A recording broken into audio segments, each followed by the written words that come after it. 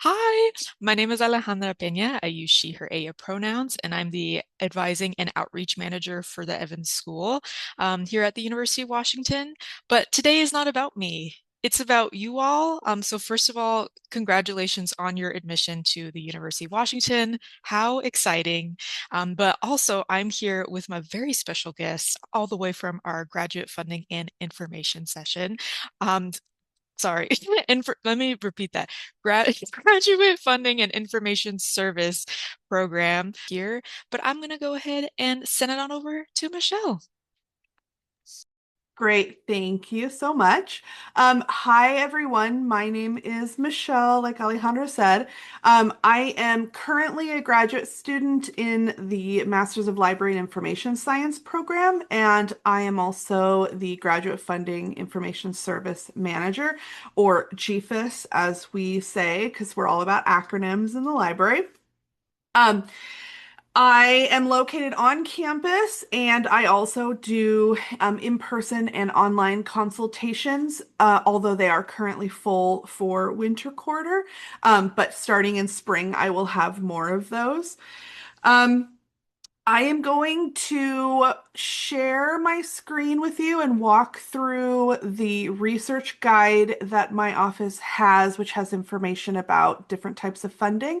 And then I'll go through some timelines and then also some search strategies and some things that I have found helpful. Feel free to shout out or enter into the chat any questions that you have. I can answer them as we go. There will also be time at the end to ask any questions, so don't worry about that.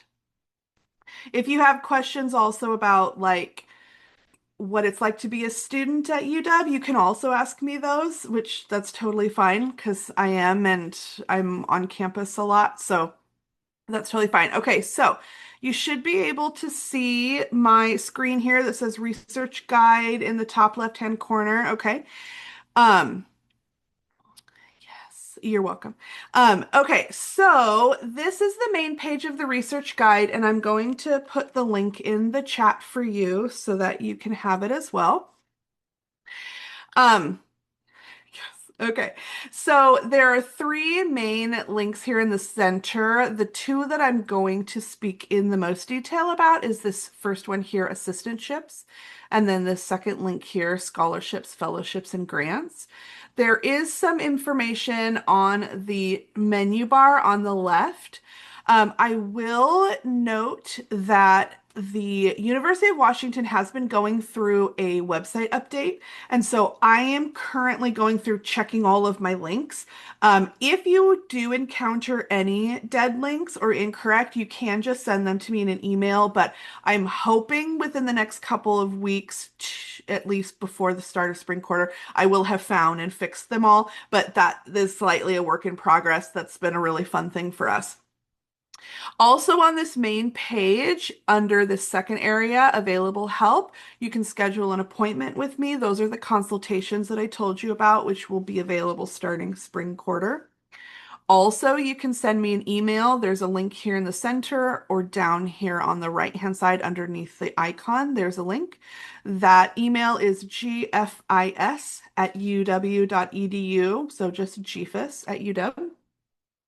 And then there's some other information, but primarily we're going to talk about these two. And so I am going to start with assistantships. If you click on this link, it takes you to this page here that gives you some information about assistantships, some definitions and different things. Assistantships can come in three different categories and two different time lengths. So the categories are TA, which is teaching assistant, RA, which is research assistant, and SA, which is staff assistant. Staff assistants generally are more administrative in nature or student support, a lot of project management. So if you're looking for that type of experience, that might be something that's interesting to you. Generally, those positions are year long. And they can also be located in offices on campus that don't have students. So some of the other, like some of the library positions, some I know the like the UW Sella Center and a few other places can have those. The two different lengths are for 1 quarter and then for the whole academic year. All of those categories and types have the same benefits. So if it has a tuition waiver, it will, no matter what type it is, no matter how long it is, it will also have a monthly stipend, which is like a paycheck. And then you also qualify for student health insurance. Generally, I think TA teaching assistants will are more likely to be the quarter-long positions. Um, it can sometimes include summer quarter, but generally the year-long positions are from fall through spring. Um, any graduate student in any department is eligible for any assistantship that you see posted. Every now and then you'll see one maybe from the Department of Medicine or something like nursing or something like that, where they'll have some specific training or education requirements. Those are really kind of the only caveats to the anything. But aside from those in general, you can apply to any assistantship that you see available. So in general, you can see here, quarterly positions start being posted towards the end of the quarter before. So in late fall, like mid-November, you start seeing the positions that are available in winter quarter. In like late February, early March, you'll see them for spring. And then in mid-May-ish, you'll start seeing them for summer. Spring quarter is the exception because, in addition to summer positions, that's also when you start seeing the fall positions. And so, remembering that fall is when the year-long positions start, so you won't really see it a year-long position through the year. In May, going all the way through the summer and into September is when you'll see those year-long or quarterly fall positions. So that's the only time that it's really make a point of paying attention to how long it is and when it is, because it mixed in there will be the summer positions as well. So in general, there are two main places to find these positions on campus. Aside from the department specific ones, usually your department coordinator will email those opportunities to you, so you don't necessarily have to search for them. But otherwise, I would say the majority, like 98% of them at this point, are available on UW Handshake. They're where they're posted. You will have to register for class before you have access to UW Handshake. So if you're starting in the fall, that's usually in the third week of June is when you'll see that. So between mid-May and June, you will have to use other opportunities if you don't have access to Handshake. And then starting once you've registered, you can look for the rest of the summer on that site. One of the options is the GFIS blog, which is managed by my office. People will send me an email with the information and then I post it. If you sign up to receive notifications from the blog, you'll get a ping every time I post something. On the blog, I do post like scholarships and hourly positions and other things. So there's a range of things, not just assistantships that you can see. Research centers are generally where you're going to have your RA, your research assistantships. They don't necessarily tend to post them as broadly as other departments. So usually you'll have to locate the center itself doing the research that you're interested in and ask them if they have assistantships or look on their site to see if they have a student job opportunity page or something like that. So this third link goes to the list of research centers, not necessarily assistantships. And so those are your options. Quick things to note in the job description, it doesn't always say that it has tuition waiver, but generally it will have some of this information that you can use to kind of know that it is, even if it doesn't say. Like, for instance, they'll say that it's half-time or 20 hours a week or 220 hours per quarter, particularly because hourly positions are usually only 19 hours a week. In addition, it will say it'll have a salary instead of an hourly dollar amount. That's kind of a guide. Um, the application process is usually that you send your resume and a cover letter to somebody in the department, and that is also the person that you can email if you have questions. So if you are looking at the job description and you really can't tell, you can always send that person an email to ask them specifically. Although I personally will apply anyway, and then I'll ask later because why not? So that is basically the overview of assistantships. Does anybody have any questions about those in particular before we move on? I just wanted to confirm. So Sure. for the fall, if we're getting there, starting our first semester in the fall, we wouldn't be Mhm. able to see anything until mid-May and then handshake until mid-June.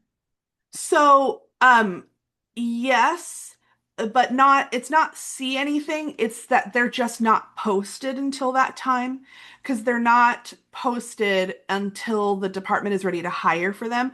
So you can certainly search on the blog and in other places.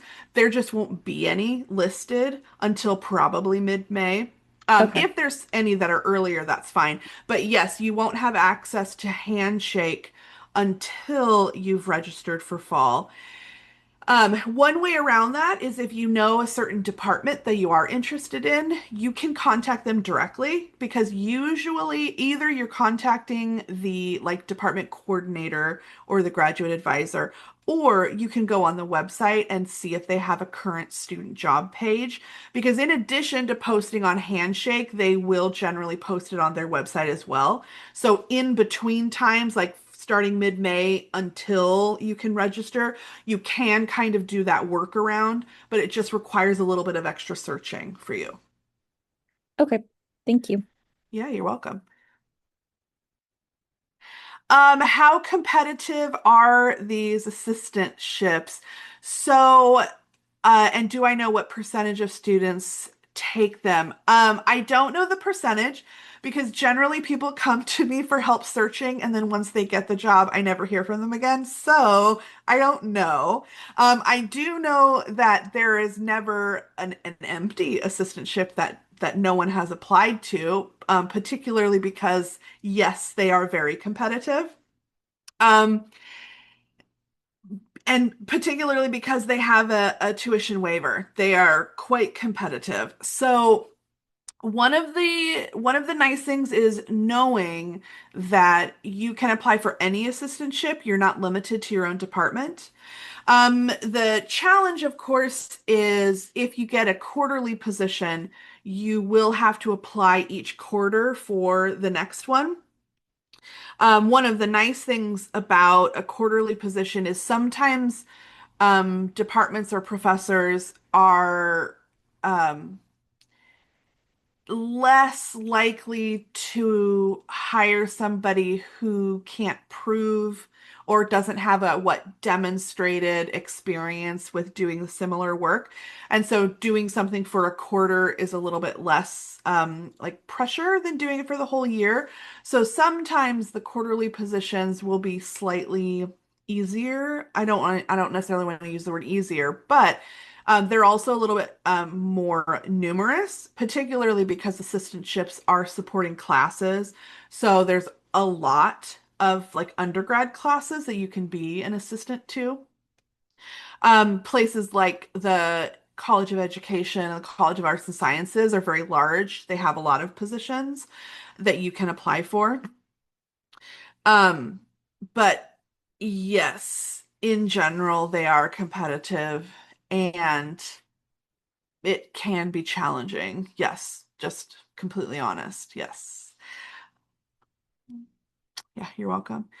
Okay. Anybody else have the question? Okay, so I'm going to move on, remembering, of course, that you can ask me any question at any time and that there will be time at the end.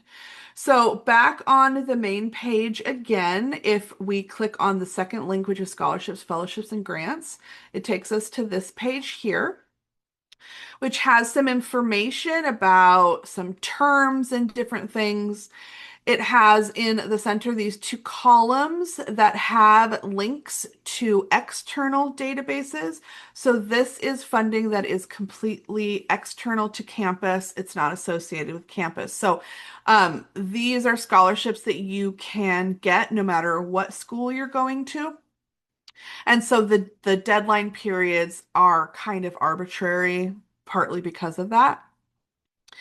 Um, if you scroll down slightly, here's this other section that's really important, which is crafting search terms.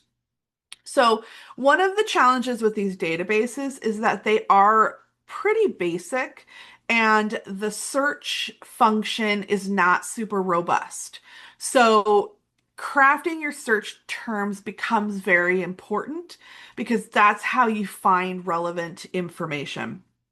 Basically, they're doing a like word search through the summaries of these scholarships and grants and matching them exactly. So going in and using a lot of synonyms and modifying your search will be really important to help you try to get things that you can qualify for. Um, there are filtering options. I find the filters to be not precise enough. It tends to filter out some things that I may want to look through. And so I personally don't use the filters. I just work on my search terms. So this second bullet point here, consider the terms. So one, you can do your degree or program. Another is research interests and your field. So, what you're researching and where you want to apply that information. And then personal, social, or cultural identity information. You can search for each one separately. You can combine them. Like, if I were working in STEM and I was searching for myself, I would look for scholarships in STEM. I would look for scholarships for women, and I would look for scholarships for women in STEM. So you can combine them in different ways and just narrow the results differently as you're going through. I also will open a Excel spreadsheet where I keep track of what I'm applying for, what the requirements are, when the deadlines are, and I'll open up another tab and I will keep a list of the different columns as I'm searching. So if I'm searching for my degree or program, I'll try to um, limit my search terms to that field only so that when I'm doing my search and I'm going back and forth, it becomes a little less overwhelming if I'm being very precise in my search and I'm keeping track. And particularly that's helpful because the general recommendation is to search for maybe an hour once a week, maybe twice a week, because scholarships will be listed even if they're closed. You're not looking for new opportunities. You're just refining your search to try to come up with different results. So the it's not necessarily pressing for you to search at a different time or search a little bit every day. So if I'm searching for an hour, generally I'll divide these keyword areas into like 20-minute sections. So I'll spend 20 minutes looking for the degree or program, then I'll switch to looking for my research interests and location. And so then that way it helps me manage like this is only what I'm looking for. I'm not looking for anything else. I'm only looking for this amount of time, and that can keep you from getting overwhelmed. One of the other things that I'll do, because again, you'll see scholarships that don't have an application open.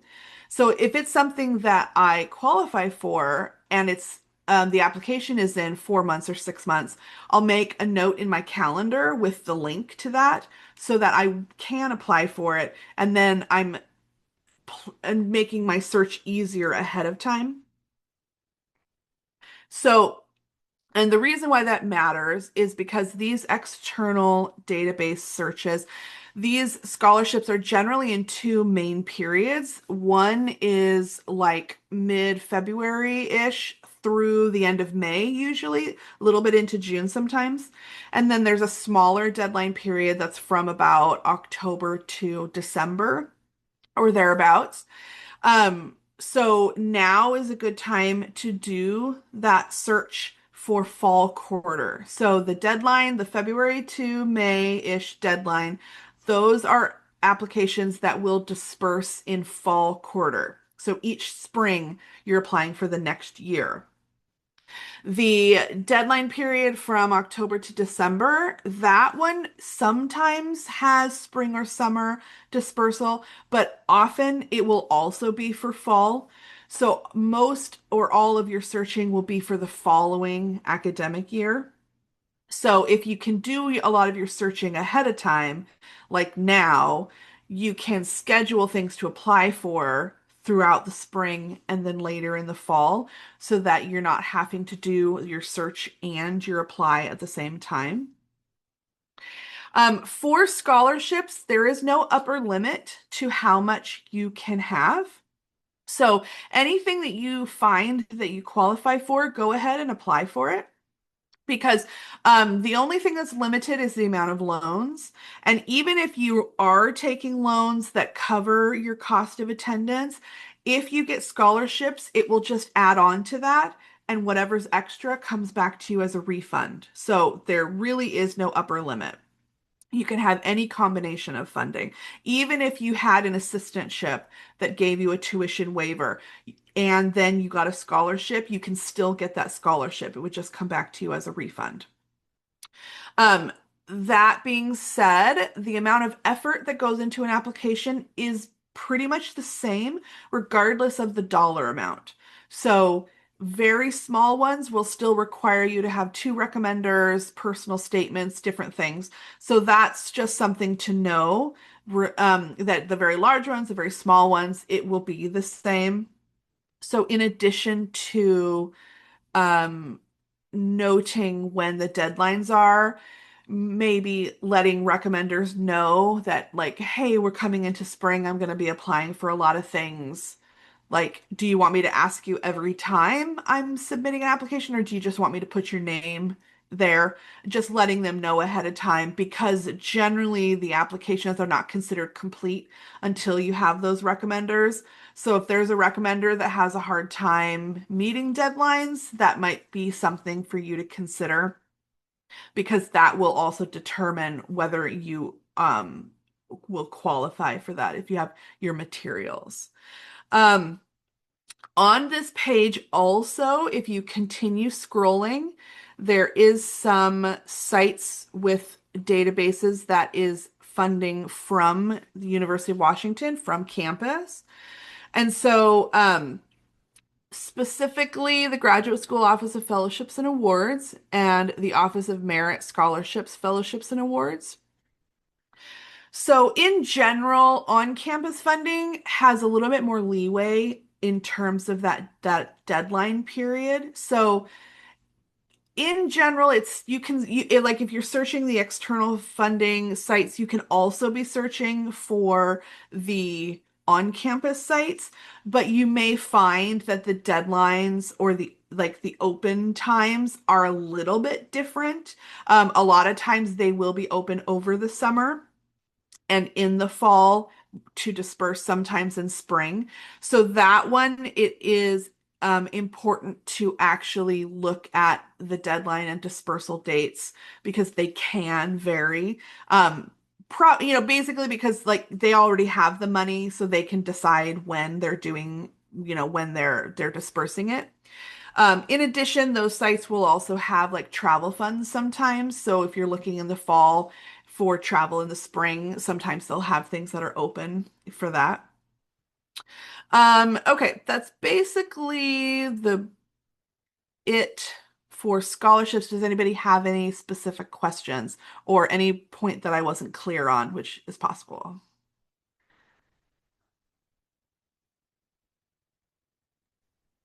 Would you suggest looking at both the external and the funding from UW sections right now? Yes, I would for one or two reasons, and I'll tell you. So, in addition to everything else, if you think about funding, you can think about it like three concentric circles like a bullseye.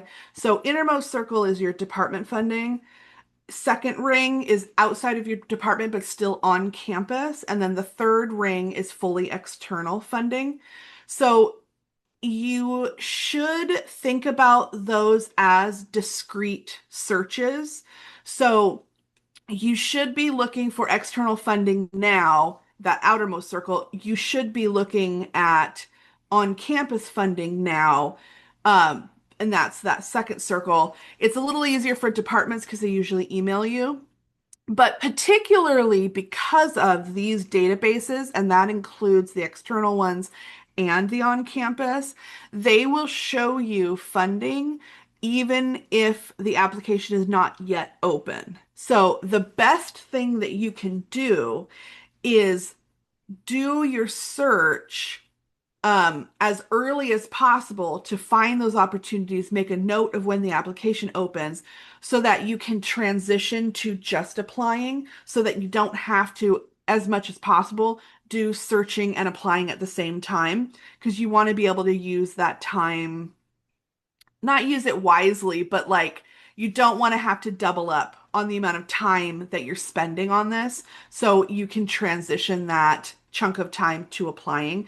But yes, even the on-campus funding, even if it's not open or it opens at a weird time or doesn't disperse, you can still see it and make a note of it, if that makes sense. Okay, thanks. Yeah.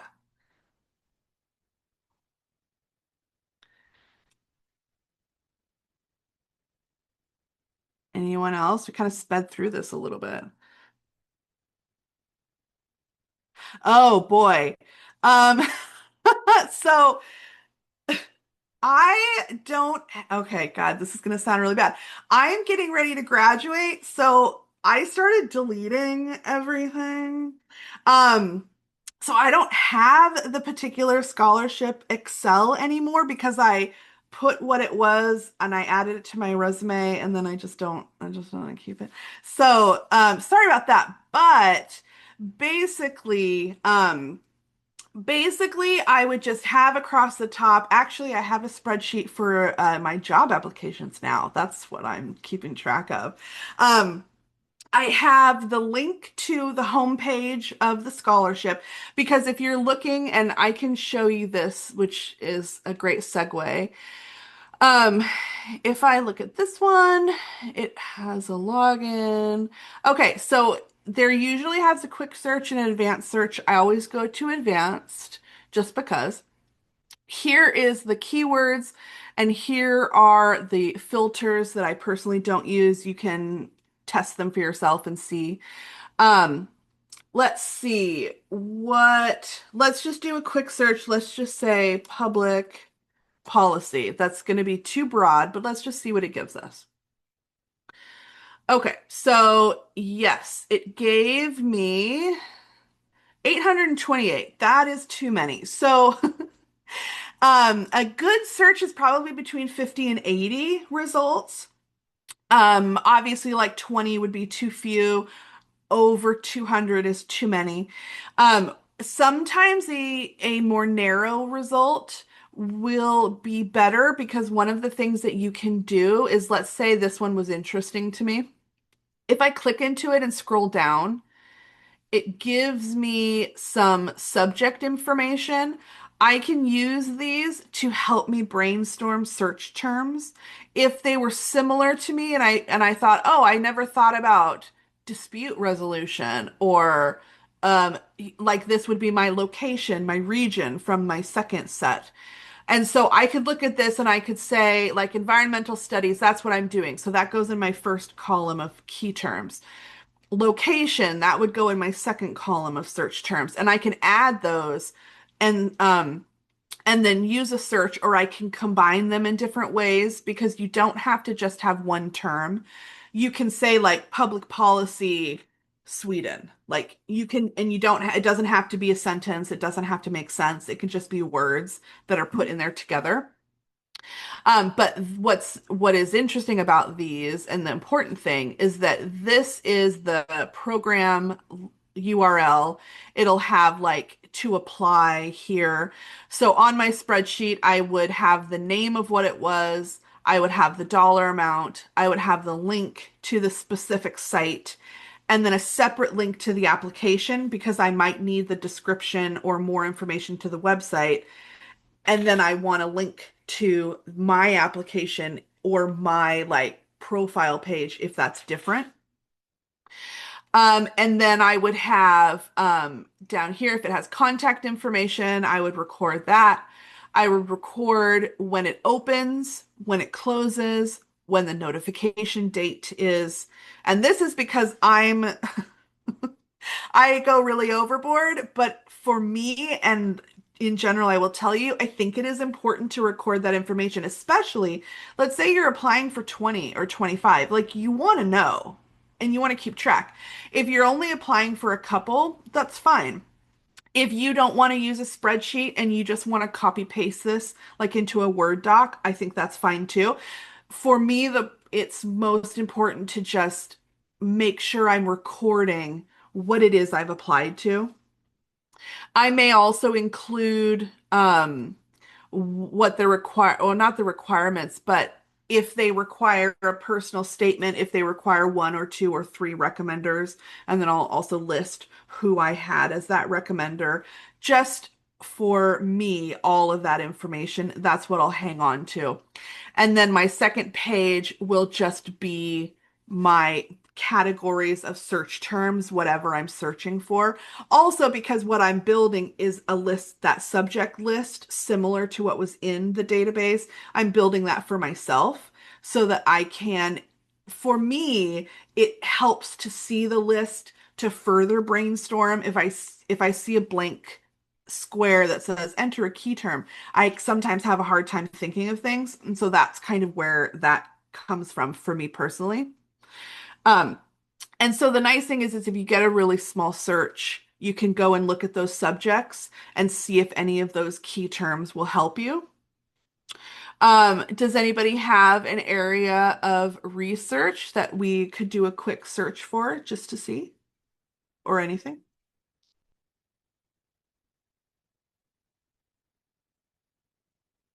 How about like environmental?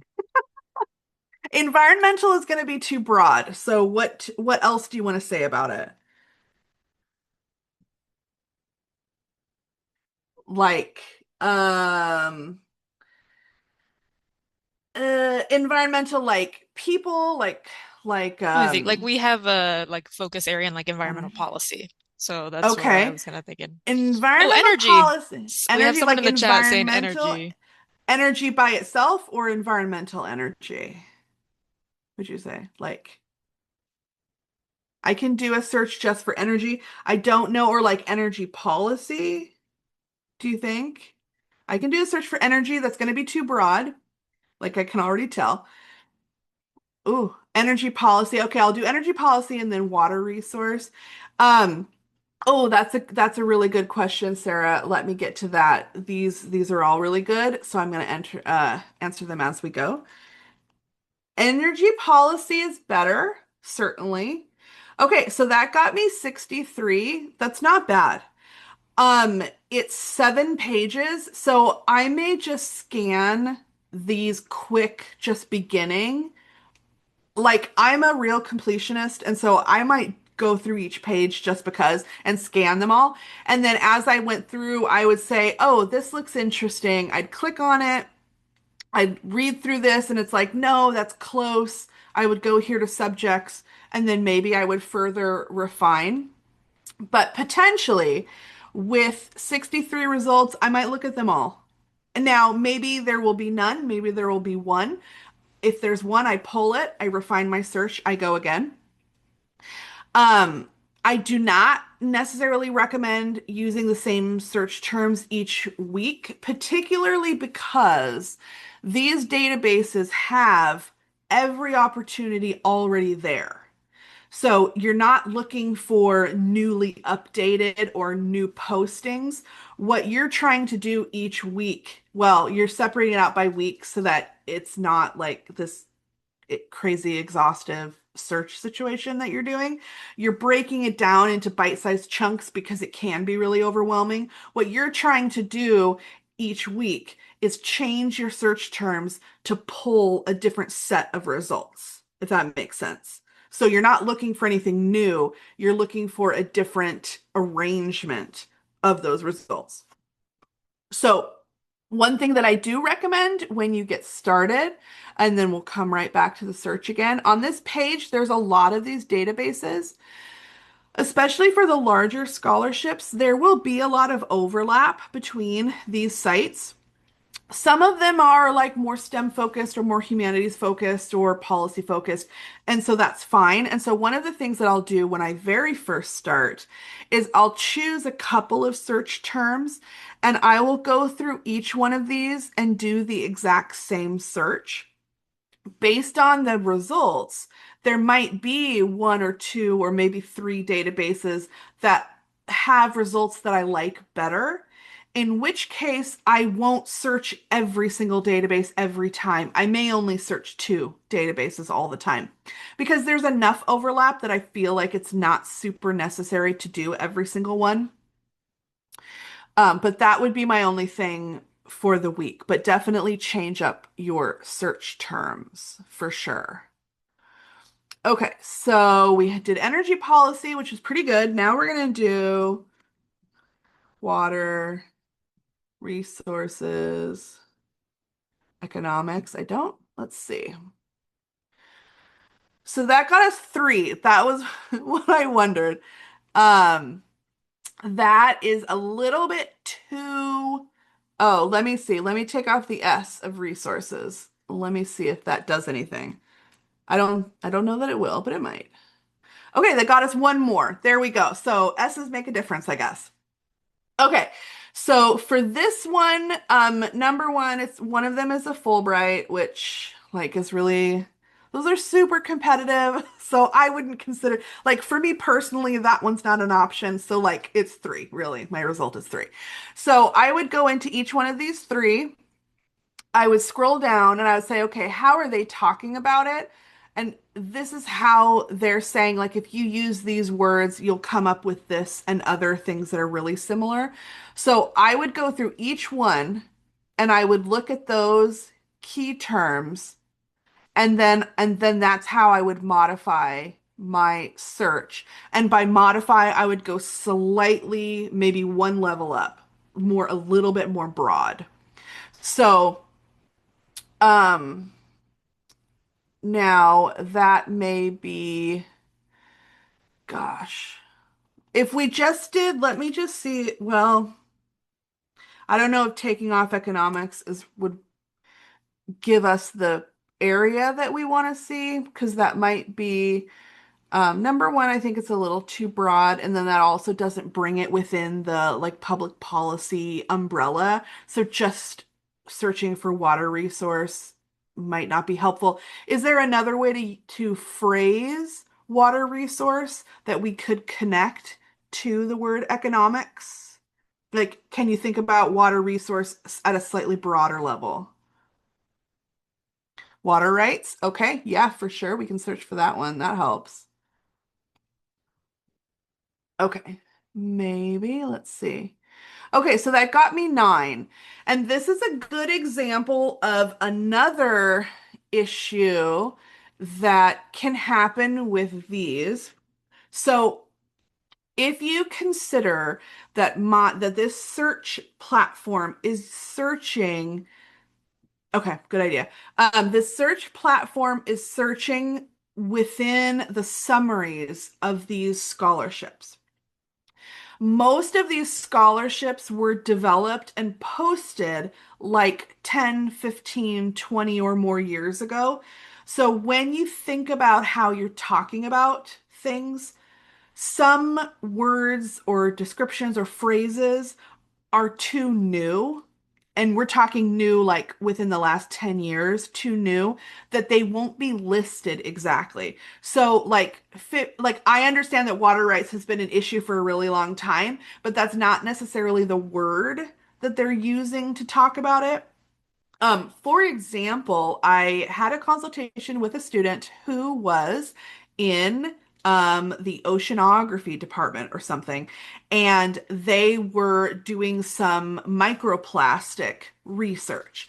The problem is people weren't really necessarily talking about microplastics back when these scholarships were listed. So when we did that search, it was just kind of too new of a term. So we had to back it up to like ocean pollution and stuff like that. And so then we were able to get closer results because in some ways, when you're having your research funded, you're researching the category, not the actual research itself.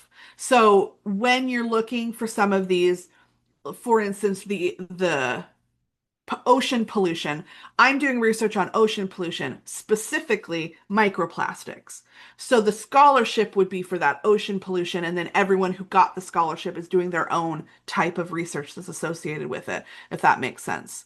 Um, Okay, so let us do a environmental economics and let's just see. Well, didn't we search for that? Let's see. Um,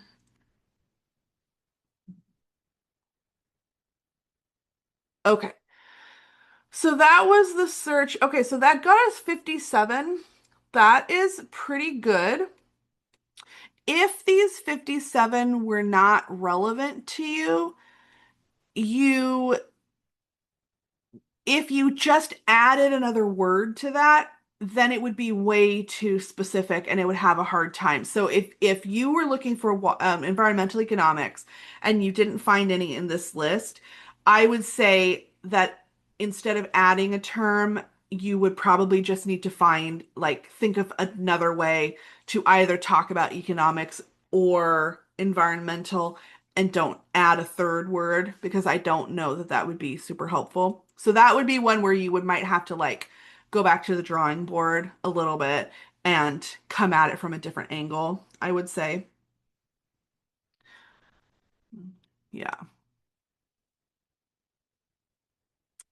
Any cool. Okay.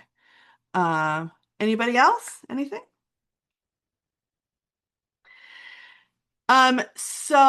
Okay. Okay, so the question is about tuition waivers with assistantships and the volume.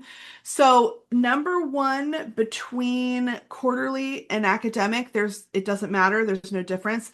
Especially like in the student union contract, they're all considered. It's ASE is the category, and it doesn't matter. Like the length of time, the type of assistantship is not defined. So it's every position is the same. Tuition waiver, and that's also true for fee-based programs. They use tuition kind of interchangeably in that case. It is literally whatever your tuition costs for that quarter. So, um, some of them are like, if it's between these amount of credits, it's this much. If it's this, it's this much. Some of it's um full time is this much, and some of it is per credit. Either way, whatever your total bill is for your tuition, that's what's covered for the waiver. And most of the fees, there's a couple fees that you have to pay. Um, that is a more specific question. Um, Sarah, Kirsten's question was about Handshake, which is available, I believe, which is available to students after they've registered for class. And then Alejandra, do you want to answer Kaylee's question? Because it's a little department specific. Yeah, absolutely. So it depends on the department, right? So absolutely. For us, the short answer is yes, absolutely. We work with local organizations, agencies, with it like local, state, federal, tribal, and then even sometimes international, depending, for folks, because there is an aspect of an internship kind of encouragement that we have for our program. And so we also have an in-house career coach that can really help, tailor your resume, your cover letter, your LinkedIn presence, whatever, how you will. So that support system is there to help you connect with internships as well. So that's all in-house for us. There's also some external ones, but again, depending on department or if you're a concurrent student, so having another master's degree alongside Evans, just depends. But yeah, short answer, yeah, absolutely. Cool. That was going to be my guess because that is something that I do appreciate about the University of Washington is they really do try to grow their industry relationships and they generally do have a good relationship with organizations around Seattle, and so that's one of the nice things that I appreciate about the campus. Any other questions about the search, the assistantships? I can say, if you are not aware, when you're in doing these searches, they will include fellowships and grants as well as scholarships. And so, if you don't know the difference between those, um, all of that is money that you don't have to pay back. Loans are the only thing that you have to pay back.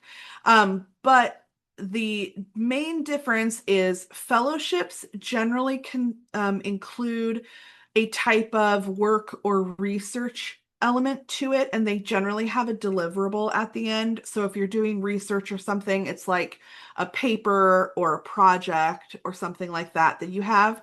So often a fellowship will have a higher dollar amount associated with it because there is something that you kind of have to do. Grants and scholarships, generally that's not the case. It will just be money that comes to support your education, especially in public policy in a couple other places. Sometimes I have found on these databases that a grant may be more geared towards an institution that's offering the service rather than a student who is studying in that field. And so you may find that if it says grant, it may not apply to you. If it says scholarship, it probably does. So that's just something to keep in mind. And that is for this external funding. If we are looking at on-campus funding, which is these two sites, the Merit Scholarship Office and the Graduate School Office, in that instance, if it's a grant, it would be for you as a student because all of the funding on those sites are for students only. So that's just a little bit of information as you're doing your search. You may find those things.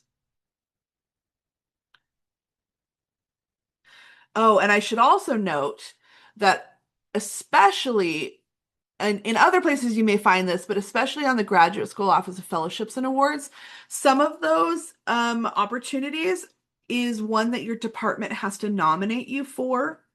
I know there's one in particular. And so, keeping that deadline in mind, what you would do is see that fellowship and say, I absolutely qualify for this. This is amazing. Then you would contact the department and say, I want to have this or apply for this. Will you nominate me? And so, just knowing that, like, that adds into that lead time of that deadline period, that's an extra step that you would have to do.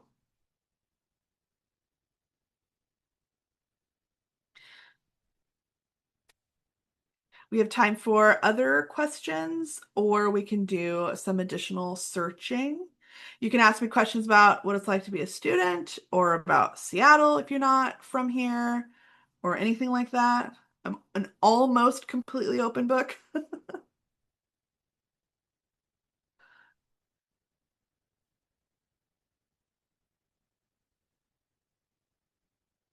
And if anybody who came in late has questions about stuff I covered earlier, I can, I'm totally happy to go through it again. That's not a problem.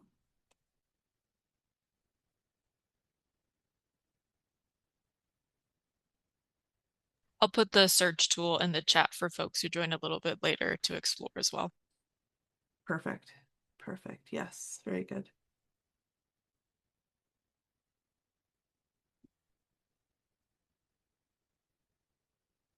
So, sorry, for the fall, No. I know you said Mhm. they start posting assistantships mid-May. So if Mhm. we were thinking about how to organize our time, the scholarships, fellowships, and grants link would be the one to kind of focus on more now until mid-May. Yes. Okay.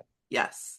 Yeah. And so that's kind of like, yes, you're absolutely focusing on your search now, trying to get things so that you can transition into applying, and then you starting to look for assistantships.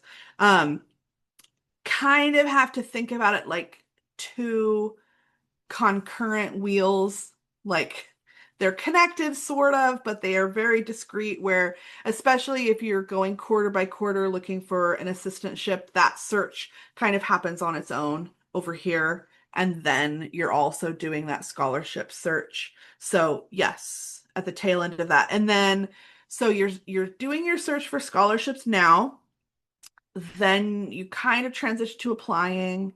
Some of it's going to be happening at the same time.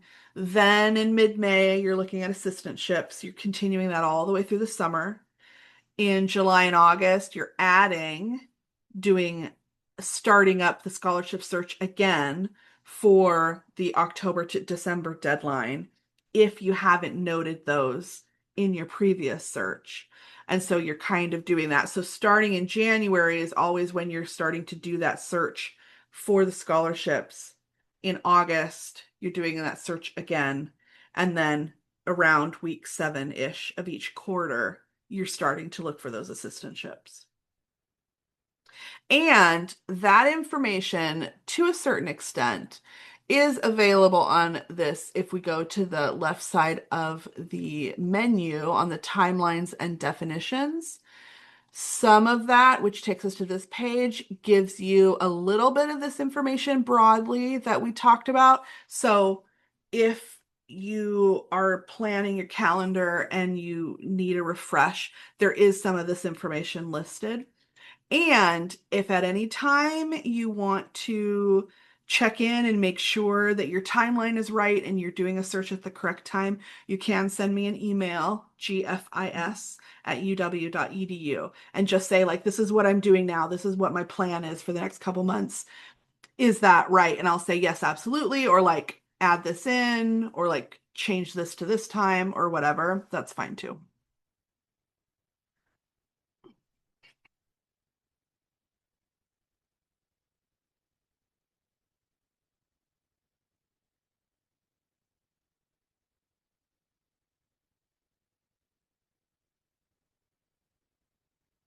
Any other questions coming up, friends?